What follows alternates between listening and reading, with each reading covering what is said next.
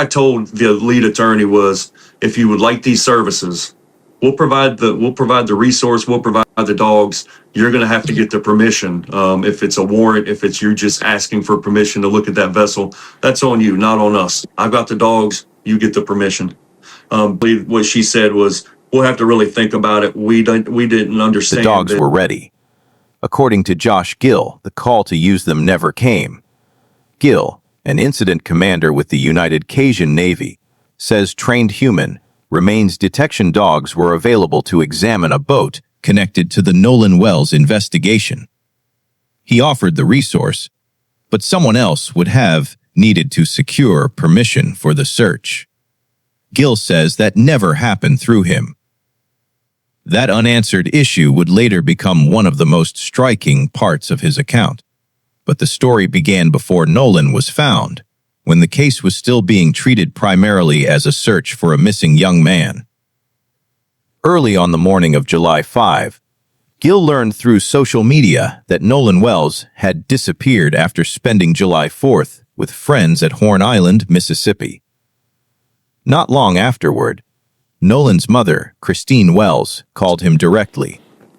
Sure. So late that night, early Sunday morning, I received a Facebook messenger call from somebody that had been noticing it on Facebook on what was going on with Is this the July the messages in 4th? the post about Oh, July the 4th or the be 5th? early morning, July 5th, Early morning. Okay. the 5th. So early morning there, and I started reading into it, right? There were some Facebook posts. Then I got a call. I got a call from Miss Christine.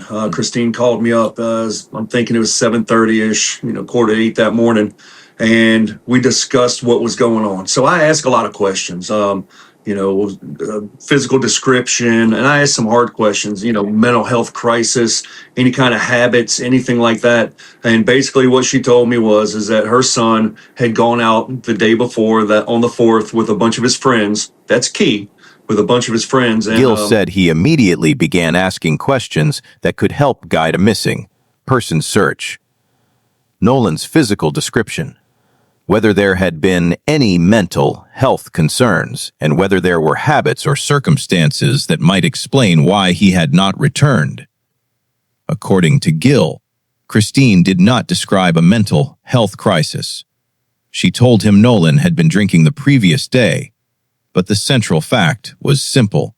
He had gone to Horn Island with a group of friends and had not come home. Absolutely. So she didn't say that there were any mental health crisis or any mental health issues going on, and explained to me about her son. Again, model citizen, great kid. Everybody's all-American, the guy everybody wanted to hang out with. Did say that he had been drinking the day before, but he was out with a bunch of his friends and didn't make it back home. And the initial Gill said Christine did not initially accuse anyone of foul play, nor did she raise race as an explanation for Nolan's disappearance. It was a frantic mother worried about her child. And that's no indications of race, no indications of foul play. She reiterated a couple times, Brandon, that, he went out with his friends. So What stood out to him was how often she emphasized that Nolan had gone out with friends. The United Cajun Navy began mobilizing volunteers that morning. Gill described the organization as a nonprofit, volunteer-based disaster response and recovery group, with his own work focused on search and rescue and recovery operations. Sure, absolutely. First of all, thanks for having me. United Cajun Navy, we're a nonprofit. We're a 501c3. Easiest way to explain it is disaster response, relief, and recovery organization. So what I specialize in is search and rescue, search and recovery operations. I help find missing people. But outside of that, our organization does a lot of blue sky stuff. We do food drives. We do toy drive. Last year was close to 600,000 toys we handed out. So we really run the gamut from disasters and blue skies. Community involvement's the biggest thing, the easiest way to explain it. That's awesome. And it's all volunteer work, or how does that work? All volunteers, man. 100% volunteer. Boats were deployed around Horn Island. Volunteers went onto the island, and drones were used to search from the air. Sure. So we had boats that were in the water, and we sent people to Horn Island with a drone as well to start looking at that area. So immediately around Horn Island, with surface vessels, what we call boats, as well as boots on the ground to start, the aerial search with drones. Now, I did reach out to the Coast Guard and ask them if they needed any air support as well, and they said that they had rotary wing in the air. I did have some fixed were available. They told me it was Jackson County Sheriff's Office. That it was their area and their jurisdiction, and they said they didn't need any additional aircraft. So we moved forward with the plan that we had with boats and boots on the ground there. And while you guys were on the Gill ground, also contacted the Coast Guard to offer additional aircraft support. According to him, rotary wing aircraft were already operating, and he was told that Jackson County authorities did not need the additional aircraft he had available. The search continued with boats, volunteers, and drones.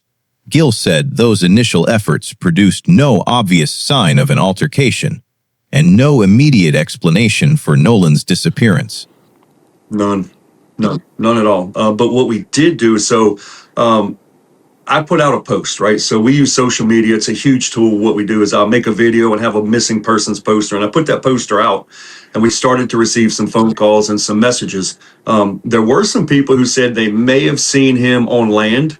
This was later on Sunday, that they may have seen him in some of the surrounding municipalities. So again, not knowing what happened, not having any clue, we sent some people to check out those areas as well. The organization also distributed a missing person notice through social media.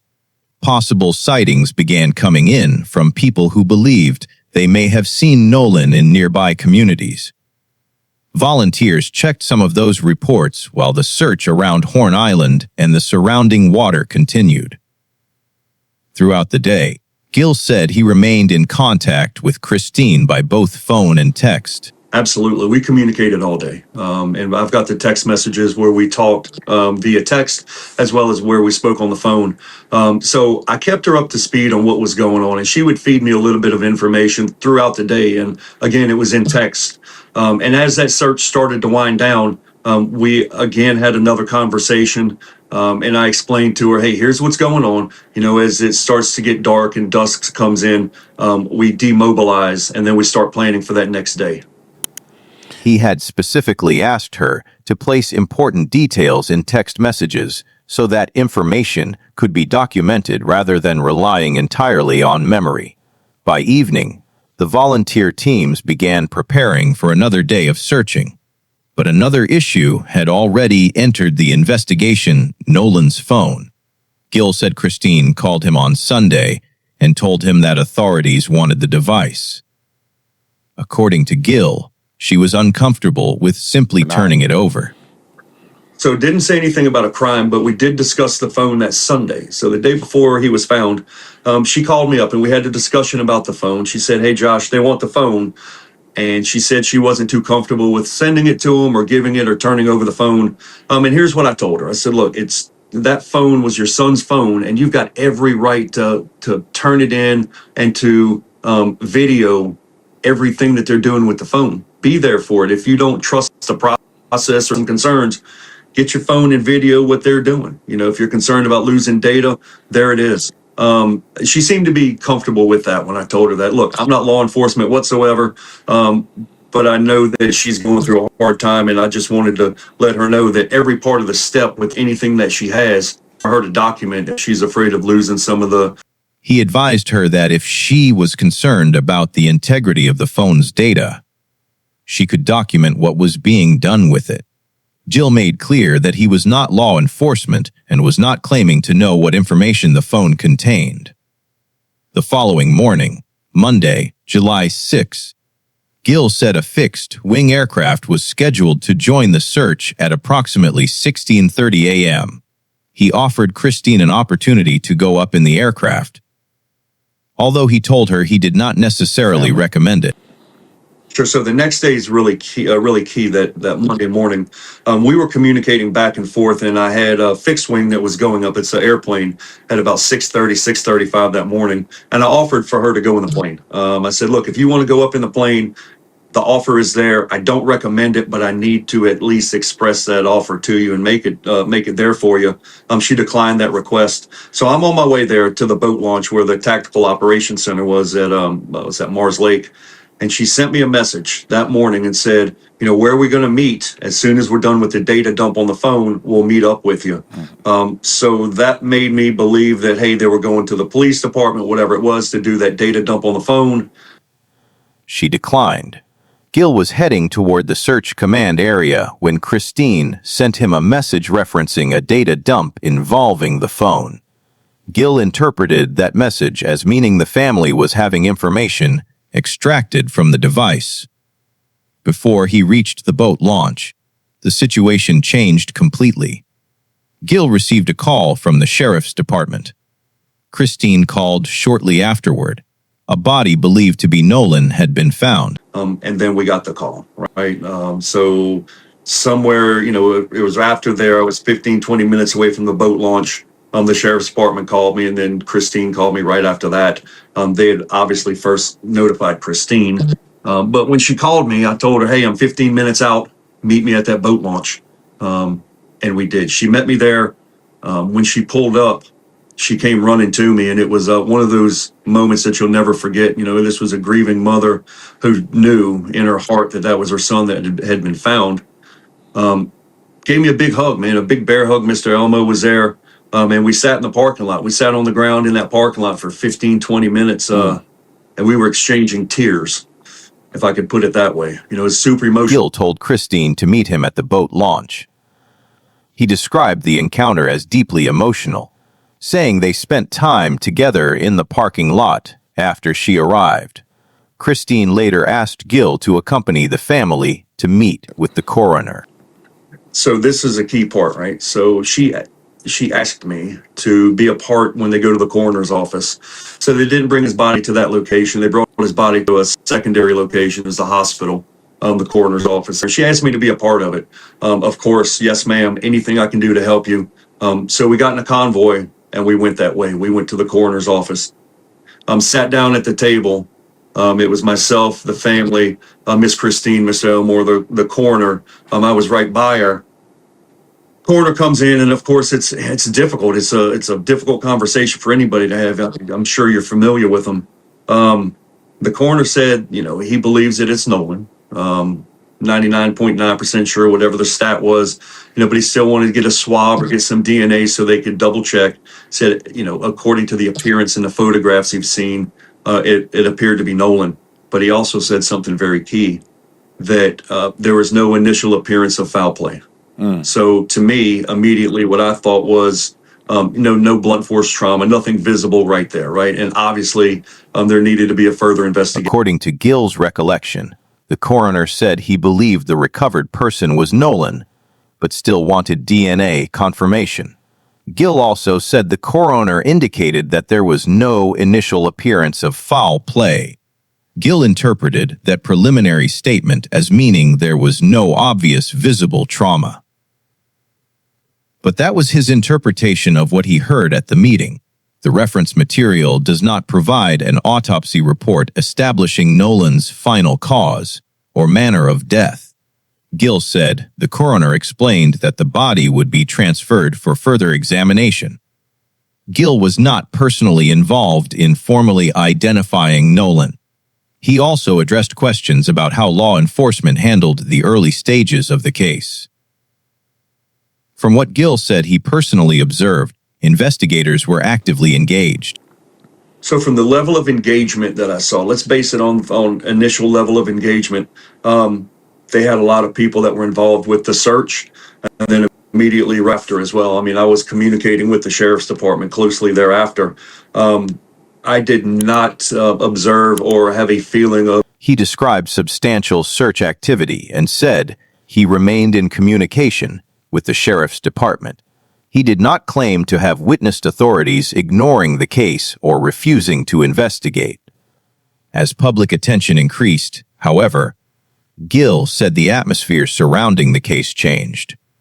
Questions about race, accusations against the young men who had been with Nolan, and increasingly hostile social media commentary became more prominent. Gill repeatedly emphasized that he supported Christine's effort to learn what happened to her son. Right. But let me say this. Let me put this out there real quick, is that I 110% support Miss Christine and what she's doing. She's a grieving mother, and I've said this from day one. There's no rule book. There's no playbook on how she should act or what she should do. Find the truth and trying to find answers. There's a lot of outside influence that's pushing her in whichever way it is or however it is. But again, I support her. She's got to find the truth. So At the same time, he criticized threats and speculation directed at others connected to the case and warned against allowing social media theories to become accepted I want as to get very fact. clear with people. Number one, I support Christine. Our organization supports Christine. Number two, the threats and the vitriolic rhetoric, it needs to stop, man. The threats, it's not healthy for the environment. It's not healthy for what's going on. These young boys are taking a beating with threats. It's not good. Next thing is, social media is a great tool. It can be your best friend, but it can be your worst enemy from time to time. Let's just watch what we say. So you're watching, people are looking, the mama Christine's looking at social media, the boys are looking at social media. These people have to move on with their lives. With all these crazy cockamamie stories, one lady said, he could have been dismembered and put in a fish box and put back on the island. Come on, man. Let's use our noggin, not just to hold a hat on top of it, but let's use our head, right? Look, there's problems. There's racial tensions. Granted, got it. Let's be driven by love and let's not be driven by anger, because when we're driven by anger, we make bad decisions. Then came the issue involving the boat. Gill said he had access to trained human remains detection dogs and offered their services. I do about this? Sure. So I was the one who offered the cadaver dogs. Oh, okay. I had a conversation with the lead attorney. I had a conversation with the lead attorney, Liza Park. I'd been trying to reach him for a couple of days, and I left message. Couldn't do it. I asked Christine, give me a phone number. I need to talk to somebody. So I sent a text message on, I believe it was the 13th, got a read, no response. And I called that next day on the 14th, had about a 24 minute conversation, but I offered up the services of the cadaver dogs, right? So these are human remain detection dogs. And I told him, I said, hey, look, I've offered them to the sheriff's department, but I'm offering the service to you as well. And here's how it plays out. Those dogs can go to the boat, they can do a search on that boat. And if they alert on that vessel, and they alert as they're working to smell for a cadaver, there's more than likely a pretty big chance that there was a body on that boat.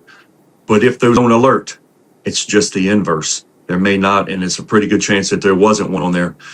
She explained the concern about them cleaning the vessel. I can pretty much guarantee that. According to his account, he eventually reached a lead attorney associated with the family after several attempts at contact. During a conversation lasting more than 20 minutes, Gill explained that the dogs could examine a vessel connected to the case. His position was straightforward. I've got the dogs. You get the permission. Gill said his organization could provide the canine team, but the legal team would need to obtain lawful access to the boat, either through consent or another appropriate legal process. He also said concerns were raised about the vessel having been cleaned. Gill later claimed that young men associated with the boat told him it had simply been rinsed with fresh water after being removed from salt water. In his opinion, that type of cleaning would not necessarily prevent trained dogs from detecting the odor they were trained to locate, but that remains Gill's assessment. No canine examination result is contained in the reference material. According to Gill, the attorney said the proposal would have to be considered and indicated that they had not fully understood the implications of the dogs failing to alert.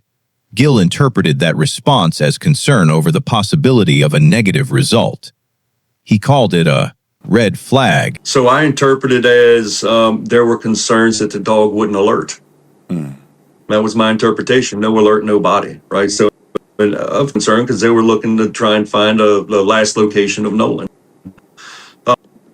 It was a red flag. But here's what else I said. When I gave her a little piece of advice, me not being an attorney, but just a common sense kind of guy, I said, why don't you ask the family, because I can't give you permission to search your boat. Why don't you ask the people who own the boat, say, hey, we want to run a cadaver dog on it. If they say, sure, no problem, that'll tell you something. But if they say no, right? That description was Gill's personal interpretation. It was not a finding by investigators, a court, or a forensic expert. Gill said he suggested asking the boat owners directly for permission. If permission were granted, the dogs could conduct the search. If permission were refused, that would create another question. But Gill says he never received the call telling him to bring the dogs. So we never were returned. I never personally got an email or a call back. Hey, let's use those dogs. They could have went out somewhere else and used some other dogs. The conversation was that. But I will say this, 2 weeks later, the sheriff, Jackson County Sheriff's Office, did ask me to bring some cadaver dogs for another case that's in Ocean Springs. So they're fully aware of our capabilities. He acknowledged that another canine team could theoretically have been used without his knowledge. The reference transcript, however, does not establish that such a search occurred. Gill added one detail he considered important. Approximately 2 weeks later, Jackson County authorities contacted him to provide cadaver dogs for a different case in Ocean Springs. To Gill, that demonstrated that local officials knew what resources his organization could provide. That leaves the Nolan Wells investigation with a very specific unresolved issue. According to Gill, the dogs were available. The boat could potentially have been examined if proper permission were obtained. The proposal was discussed, and through Gill, the search never happened. That does not prove the boat contained evidence. It does not prove anyone committed a crime. And it does not establish what the dogs would have detected. A positive alert would have required further investigation. A negative result would also have needed careful interpretation. What matters is that the opportunity existed, at least according to Gill's account, and the proposed search was never carried out through him. Gill's interview does not answer the central question of how Nolan Wells died. It does, however, provide a first-hand account of the early search.